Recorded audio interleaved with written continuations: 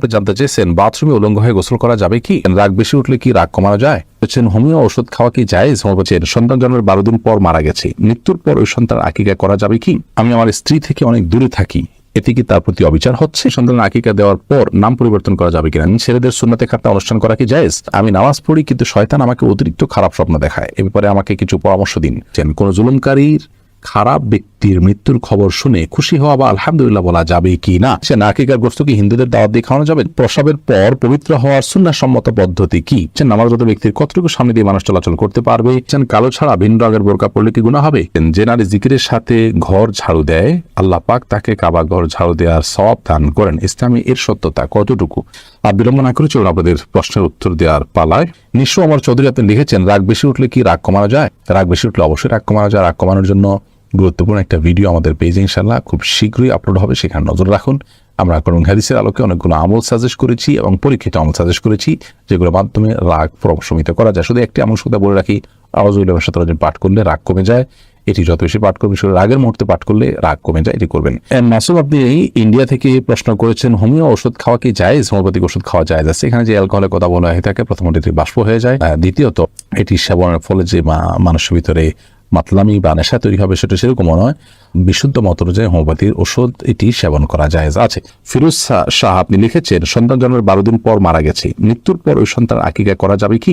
সন্তান জন্মের 12 দিন পরে মারা গেলে তো আকিকা করা দরকার ছিল, কারণ জন্মের 7ম দিনে আকিকা করা হলো সুন্নাহ।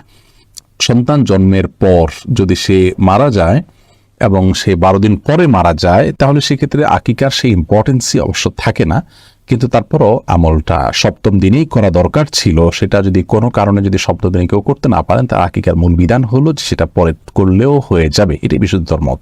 আবু রায়হান সোহাগ আপনি লিখেছেন আমি আমার স্ত্রী থেকে অনেক দূরে থাকি, এতে কি তার প্রতি অবিচার হচ্ছে? ভাই আবু রায়হান, স্ত্রী থেকে যদি আপনি অনেক দূরে থাকেন, তাহলে সেক্ষেত্রে সর্বোচ্চ 4 মাস পর্যন্ত আপনি স্ত্রী থেকে দূরে থাকতে পারেন তার পারমিশন ছাড়া। কিন্তু 4 মাসের বেশি যদি আপনি থাকেন তার পারমিশন ছাড়া, তাহলে সেটি আপনার জন্য জায়েজ হবে না এবং সেক্ষেত্রে আপনি স্ত্রীর প্রতি অবিচার করছেন বলে বিবেচ্য হবে। অবশ্য 4 মাসের বেশিও যদি আপনি বাইরে থাকেন, স্ত্রী থেকে দূরে থাকেন, প্রবাসে থাকেন, তাহলে সেক্ষেত্রে স্ত্রী যদি পারমিশন দেয় আপনার জন্য জায়েজ হবে। স্ত্রী যদি আপনার জন্য অনুমোদন করে যে হ্যাঁ ঠিক আছে আমি সবর করব, আমার আব্রুকে আমি রক্ষা করে চলবো এবং আমাদের কল্যাণার্থে আপনি থাকছেন বাইরে বা দূরে, তো সেটি তিনি যদি মেনে নেন তাহলে আপনার জন্য জায়েজ হবে। তার মানে আপনি বাইরে থাকতে হলে দীর্ঘ সময় পর্যন্ত আপনাকে সংশ্লিষ্ট দেশের ভিসা যেরকম নিতে হবে, আপনার নিজের দেশ থেকে যেরকম ক্লিয়ারেন্স নিতে হবে, একইভাবে আপনার স্ত্রী থেকেও ভিসা বা অনুমোদন নিতে হবে যদি আপনি বিবাহিত হয়ে থাকেন। বিষয়টি আমাদের অনেক ভাইয়ের আসে বা বিবেচনা করেন। আমি অনেক প্রবাসীর কথা জানি যাদের স্ত্রীগণ অভিযোগ করেন যে আমার স্বামী শুধু টাকার জন্য, পয়সার জন্য বাহিরে পড়ে থাকেন, আমি চাই না সে সেখানে এত দীর্ঘ সময় পড়ে থাকুন, টাকার লোভে তিনি সেখান থেকে আসতে পারেন না। এই কাজগুলো অত্যন্ত গর্হিত। হ্যাঁ, স্ত্রী যদি অনুমোদন করে তাহলে সেক্ষেত্রে সেটি জায়েজ আছে। নবী করিম সাল্লাল্লাহু আলাইহি ওয়াসাল্লাম বুখারী হাদিসে বলেছেন ওয়াইন্না লিজাওজিকা আলাইকা হাক্কা, নিশ্চয়ই তোমার জীবন সঙ্গীর অধিকার রয়েছে তোমার প্রতি, অতএব তার হক, তার অধিকার পূরণ করতে হবে। গাজী হাবিবুর রহমান আপনি লিখেছেন সন্তানের আকিকা দেওয়ার পর নাম পরিবর্তন করা যাবে কিনা? যাবে, কোনো অসুবিধা নাই। আকিকা দেওয়ার পরও যদি নামের ভিতরে খারাপ কোনো অর্থ থাকে সে নাম পরিবর্তন করতে পারবেন। রাসিন আপনি আইডি থেকে লিখেছেন ছেলেদের সুন্নাতে খাতনা অনুষ্ঠান করা কি জায়েজ? খাতনাকে কেন্দ্র করে আসলে কোনো আনুষ্ঠানিকতা সুন্নাহ দ্বারা নির্দেশ নয়, তবে কোনো সারাফ থেকে এরকম অনুষ্ঠানের কথা পাওয়া যায়। আজকাল আমাদের দেশে খাতনার অনুষ্ঠানটাও এমন পর্যায়ে চলে গেছে যে অন্য সব অনুষ্ঠানের মতো এটাও একটা চাঁদাবাজির উপলক্ষে পরিণত হয়েছে। এরকমটি করা উচিত নয়। আপনি হাসান চৌধুরী আপনি লিখেছেন আমি নামাজ পড়ি কিন্তু শয়তান আমাকে অতিরিক্ত খারাপ স্বপ্ন দেখায়, এ ব্যাপারে আমাকে কিছু পরামর্শ দিন। আপনি নামাজ পড়েন, শয়তান আপনাকে খারাপ স্বপ্ন দেখায়, খারাপ স্বপ্ন দেখলে করণীয় কি? এই বিষয়ে আমাদের একটা ভিডিও আছে, দেখে নেবেন। সংক্ষেপে আমরা বলছি, আপনি যদি খারাপ স্বপ্ন দেখার পর ঘুম ভেঙে যায় তাহলে বাম দিকে 3 বার থুতু ফেলবেন। সে থুতুটা হবে আলতোভাবে, জাস্ট ওই যে শুয়ের আগা যে পানি থাকে এরকম পরিমাণে থুতু আপনি পাওয়া ফেলবেন 3 বার এবং আমানতু বিল্লাহি ওয়া রাসূলিহি এরকম আপনি দোয়া পড়বেন এবং যদি সম্ভব হয় উঠে ওযু করে 2 রাকাত নামাজ পড়বেন এবং যে কাজে থাকেন সে কাজ পরিবর্তন করে ফেলবেন। এই কাজগুলো হলো মোটামুটি আপনার আমার করণীয় যদি দুঃস্বপ্ন দেখি আমরা তখন। সাইদা এলিজা সুলতান লিখেছেন কোন জুলুমকারীর খারাপ ব্যক্তির মৃত্যুর খবর শুনে খুশি হওয়া বা আলহামদুলিল্লাহ বলা যাবে কি না? জুলুমকারী ব্যক্তি বা খারাপ ব্যক্তি তার থেকে মানুষ মুক্তি পেয়েছে, এরকম হলে মানুষ যে মুক্তি পেয়েছে এই বিবেচনায় আলহামদুলিল্লাহ বলা যেতে পারে, শুকরিয়া আদায় করা যেতে পারে। এমডি আরিফ সরকার আপনি লিখেছেন, আকিকার গোশত কি হিন্দুদের দাওয়াত দিয়ে খাওয়ানো যাবে? যাবে।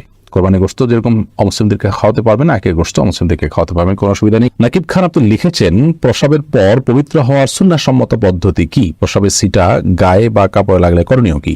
পেশাব বসে করবেন, যাতে করে আপনার পেশাবের ছিটা গায়ে না লাগে, এবং যদি গায়ে লেগে যায় এবং ছিটাগুলো হয় যে শুয়ের আগাতে যে পরিমাণ পানি থাকে ওই পরিমাণ ছোট ছোট ছিটা, তাহলে সেক্ষেত্রে অসুবিধা নেই। তারপরেও আপনি সম্ভব হলেও জায়গাটা ধুয়ে ফেলবেন বা মুছে ফেলবেন। ধুয়ে ফেলাই উচিত, ধোয়ার কিছু না থাকলে আপনি বিকল্প হিসেবে মুছে ফেলবেন।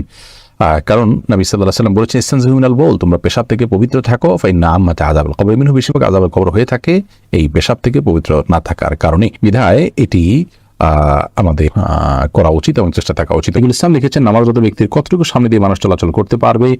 নামাজি ব্যক্তির দৃষ্টির যে সীমানা, এটার বাইরে দিয়ে তিনি চলতে পারবেন। সাধারণত সুন্নাহসম্মত পদ্ধতি সালাত আদায় করলে সিজদার সীমানার দিকে তাকালে সিজদার পাশাপাশি আর সামান্য একটু জায়গা তার দৃষ্টি এরিয়াতে থাকে, তার বাইরে দিয়ে তিনি চলতে পারবেন। আফরোজা ইসলাম লিখেছেন, কালো ছাড়া ভিন্ন রঙের বোরকা পরলে কি গুনাহ হবে? না, গুনাহ হবে না।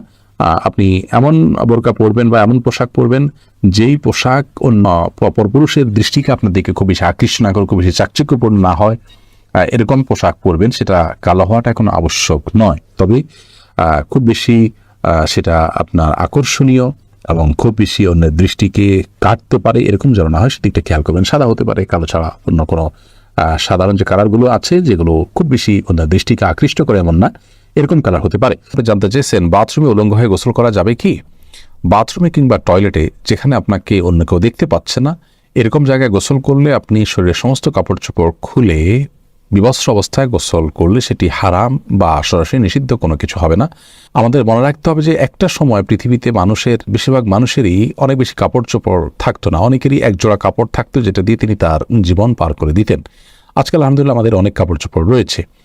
তো যার সামর্থ্য আছে এরকম অবস্থায় তিনি সকল কাপড় চোপড় খুলে গোসল করাটা তার জন্য অনুত্তম।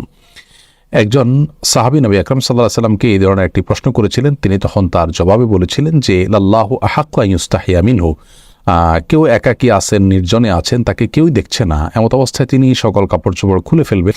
এই বিষয়টি অনুত্তম, কারণ আল্লাহ তাআলা তাকে দেখছেন, আল্লাহর প্রতি তার লাজ লজ্জা থাকা উচিত অন্তত।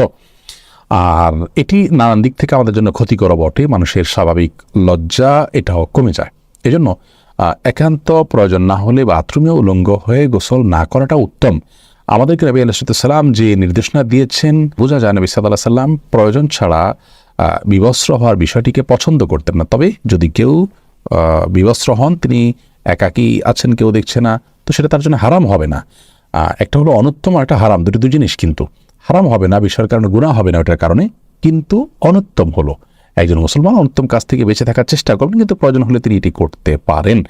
অতএব গোসলের সময় অন্তত নাভি থেকে হাঁটু পর্যন্ত সতেরো জায়গাটুকু ঢেকে থাকে এরকম গামছা বা তোয়ালে বা লুঙ্গি কোনো কিছু পরনে থাকলে অবস্থায় গোসল করাটাই হলো ভালো। প্রয়োজন হলে